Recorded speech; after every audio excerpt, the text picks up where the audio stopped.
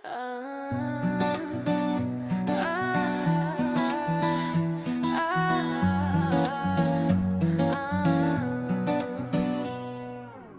zaman anlaşılmaz sesler, tedirgin edici rahatsızlıklar çoğu zaman uyandırıyordur derin uykunun tatlılığından.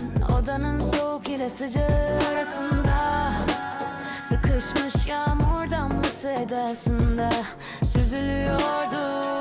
İsimsiz notalar anlamaya çalıştıkça kaçan keçiler enerjimi de alıyor. Halsiz ve bitkin halime göz yumarken bile karanlığa teslim olmuş kelimelerim. Dışarıdan can